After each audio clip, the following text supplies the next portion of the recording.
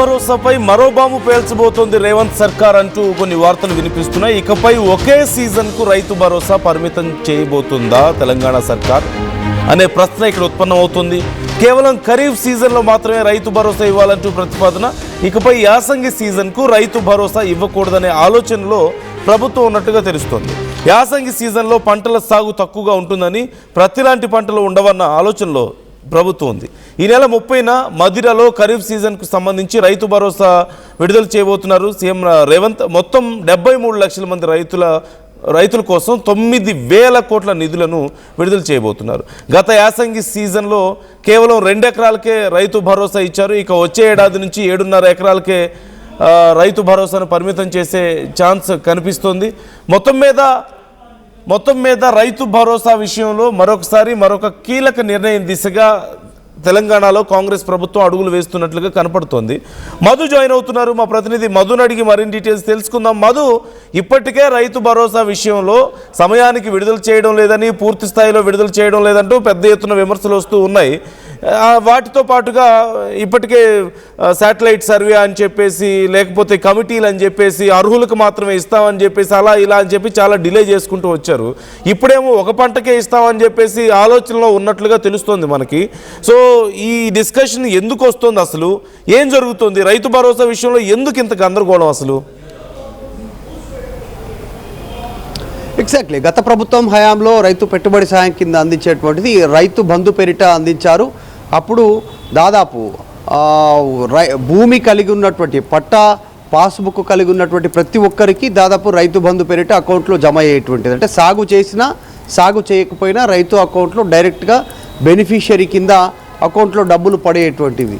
వాటిని ఎరువుల కోసమో ఇంకా ఇతరత్రా మెయింటెనెన్స్ కోసమో రైతు అవసరాల కోసం వినియోగించుకుంటాడు. పెట్టుబడి సాయం కింద సరైన గత ప్రభుత్వం నిర్ణయం తీసుకుంది. ఆ పెట్టుబడి సహాయం దుర్వినియోగం అవుతుంది అనేటువంటిది కాంగ్రెస్ పెద్ద ఎత్తున ప్రచారం చేసింది. ఎన్నికల టైంలో ఒక హామీ ఇచ్చింది. మేమొస్తే ఎకరాకు 15,000 రూపాయల చొప్పున ఇస్తాము అనేటువంటి స్టేట్మెంట్ చేసింది. అంటే 2 విడతలుగా ఇవ్వాల్సినటువంటి డబ్బులు ఒక మంత్లో 2,007 ఒక టర్మ్లో ఇవ్వాల్సింది 7,500, మళ్ళీ ఈ టర్మ్లో మళ్ళీ ఒక 7,500 ఇస్తామనేటువంటి హామీ ఇచ్చింది. కానీ ప్రస్తుతం గత ప్రభుత్వం ఇచ్చినటువంటిగానే యథావిధిగా ప్రతి భరోసా కింద 6,000 ఇస్తున్నట్టుగా ప్రభుత్వం చెప్పుకుంటూ వస్తుంది. ఈ మధ్య కొంచెం ఎగవేసింది, రైతులకు ఇవ్వట్లేదు, రైతు భరోసా నిధులు ఇవ్వట్లేదు అనేటువంటిది. ఇక్కడ పేరు మార్చారు రైతు భరోసా అనేటువంటిది.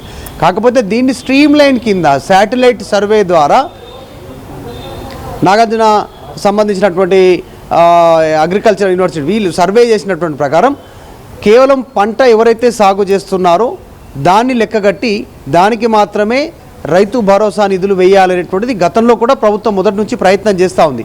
గత బీఆర్ఎస్ ప్రభుత్వ హయాంలో ఈ పెట్టుబడి సాయం కింద ఇచ్చేటువంటి ఈ రైతు బంధు నిధులు రియల్ ఎస్టేట్ వ్యాపారులకు, చెలకలు ఉన్నటువంటి వారికి, గుట్టలకు, ప్లాట్లకు, ఒకే వ్యక్తికి 100 ఎకరాలు ఉన్నటువంటి కుటుంబంలో ఉన్నటువంటి వాళ్ళందరికీ డబ్బులు అప్పనంగా ఇచ్చారు. వాళ్ళు ఏనాడు నేల దున్నింది లేదు, పంట వేసింది లేదు, కేవలం డబ్బులు పడతా ఉన్నాయి అకౌంట్లో, వాళ్ళు తీసుకునేటువంటి సిచ్యువేషన్. ఇప్పుడు అట్లా కాకుండా నిజంగా సాగు చేసేటువంటి వ్యవసాయం మీద ఆధారపడేటువంటి రైతుకి ఇవ్వాలనేటువంటిది గతంలో కాంగ్రెస్ చెప్పింది.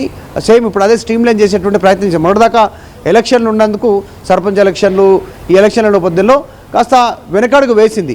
దాన్ని ఇంప్లిమెంట్ చేయాలనేటువంటి సీరియస్గా డిసిషన్ తీసుకున్నట్టుగా అయితే తెలుస్తూ ఉంది. రేపు ఖమ్మంలో జరగబోయేటువంటి సంబంధించినటువంటి సభలో కేవలం ఏడాదికి ఒకటే రైతు భరోసా నిధులు ఇవ్వాలి, అది కూడా గతంలో కాంగ్రెస్ ఇచ్చినటువంటి హామీ ఏదైతే ఉందో ఎకరాకు 15,000 చొప్పున ఆ రకంగా ఇస్తే గంపగుత్తగా రైతులంతా కాంగ్రెస్ వైపు తిరుగుతారనేటువంటి ఆలోచన చేస్తున్నట్టుగా తెలుస్తూ ఉంది. మొత్తం 73 లక్షల మందికి పైగా ఉన్నటువంటి రైతులతో ఈ మధ్య కొంత ఆడాయన అవుతూ ఉన్నారు, రిజిస్ట్రేషన్ జరుగుతూ ఉన్నాయి. ఇంకా కొంతమంది పెరిగేటువంటి రైతుల సంఖ్య 9,000 కోట్ల నిధులను సిద్ధం చేసినట్టుగా తెలుస్తూ ఉంది. గత యాసంగి సీజన్లో 2 ఎకరాల వరకే రైతు భరోసా ఇచ్చారు. మరి ఇప్పుడు 7.5 ఎకరాలకే రైతు భరోసాను పరిమితం చేసే ఛాన్స్ కూడా ఉందనేటువంటి చర్చ జరుగుతుంది. ఇది 7.5 ఎకరాలని, గతంలో 5 ఎకరాలని, ఇలా అనేక చర్చ జరుగుతూనే ఉంది. అంటే దీన్ని స్ట్రీమ్లైన్ చేస్తూ ఒక లిమిటెడ్ కొంతవరకు ఇంత భూమి ఉన్నటువంటి వారికే రైతు భరోసా ఉండాలి. ఒకవేళ 10, 15, 20 ఎకరాలు, 25 ఎకరాలు ఉన్న రైతు భరోసా కింద పెట్టుబడి సాయం కింద 7.5 ఎకరాలు ఇవ్వాలని, లేదు దాన్ని 5 ఎకరాలకే కుదించాలని, ఇట్లా రకరకాలైనటువంటి వెర్షన్స్ వినిపిస్తూ ఉన్నాయి. మొత్తం రైతు భరోసా కింద పెట్టుబడి సాయం కింద ప్రభుత్వం నుంచి సహాయం పొందుతున్నటువంటి రైతుల్లో ఎకరా 2 ఎకరాలు 5 ఎకరాల లోపు మొత్తం లెక్క తీసుకుంటే వాళ్ళే ఎక్కువ ఉన్నారు.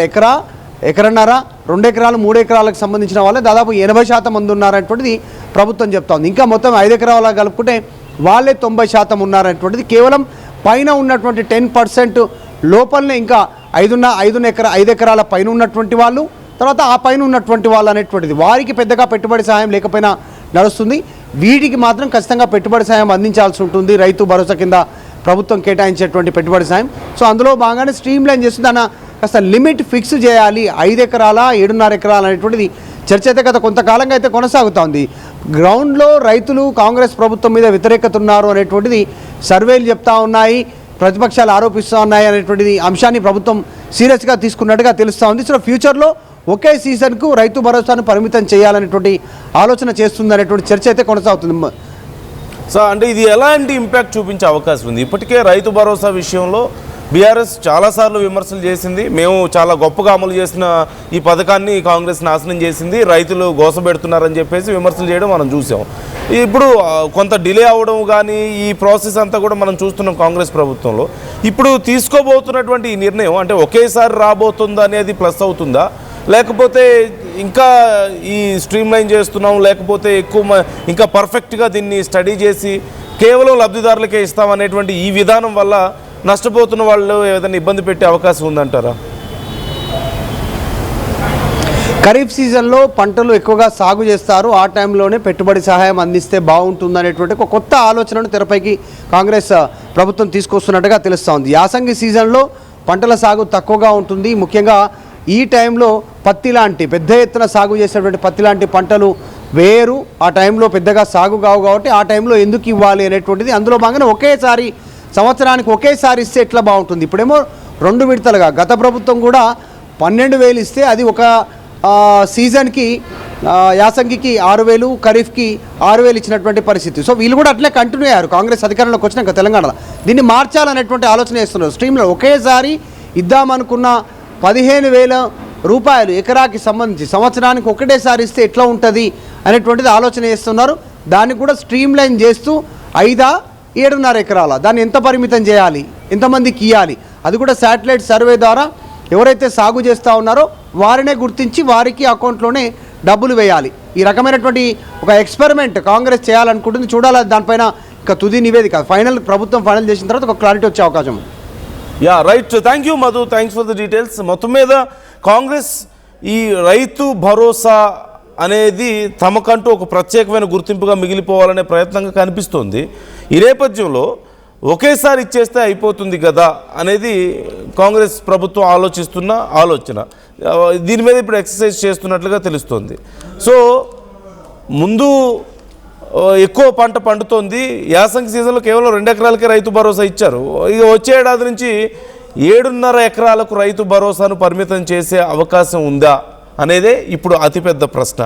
సో 2 పంటలకి ఇవ్వడం వల్ల రైతులకు పెద్దగా ప్రయోజనం లేదు.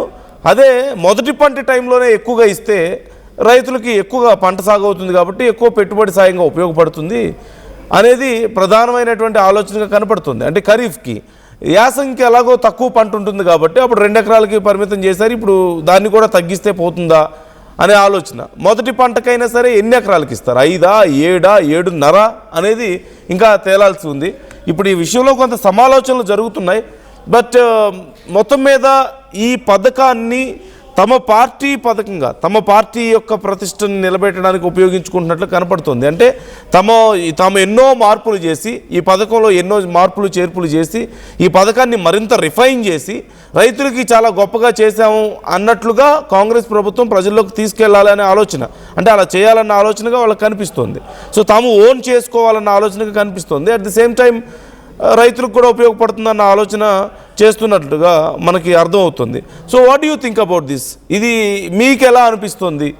అంటే ఖరీఫ్కి ఎక్కువ ఇచ్చేసి తర్వాత యాసంగికి తగ్గించడమో అసలు ఇవ్వకపోవడం లాంటివి చేస్తే ఎలా ఉంటుందన్న ఆలోచన మీకు కరెక్ట్గా అనిపిస్తుందా?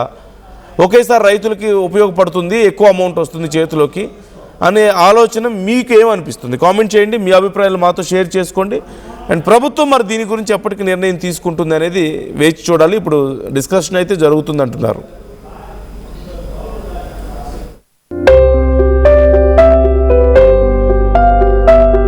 చిన్న చిన్న ఆనందాలు 35 ఏళ్లుగా నా జీవితంలో లేవు. 35 ఏళ్లుగా నేను డైపర్లలో బ్రతికాను.